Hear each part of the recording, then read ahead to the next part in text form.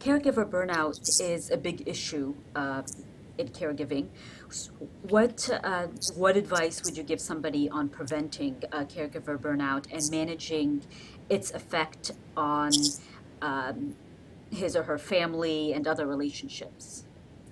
Um, when someone becomes a caregiver, I think sometimes it happens subtly and they don't even realize that they're taking on additional roles. It could start out as something as simple as, oh, I'm starting to, mow mom and dad's grass every couple weeks, and then I'm doing it every week. Well, now while I'm there, I'm realizing they need some help inside the house. And well, last time I was over, there was a couple of dents on the car, and they're not quite sure where those came from. And you're seeing that they need more and more assistance, and you're being pulled away from your other family priorities to take care of your loved one.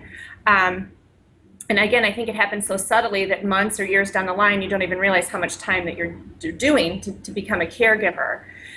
The folks that end up losing out in this is because when you take this additional time to spend with your elderly loved one providing caregiving tasks, someone else is losing out on your time. And typically it is your spouse and your children ultimately that are losing out on that time. So my first piece of advice would be to make sure you're still carving out special time if you have a spouse or significant other, as well as your children. And also be as truthful as you can. Explain to your spouse and your children why you need to go spend time with the elderly loved one. Give them a reason why you can't spend time with them.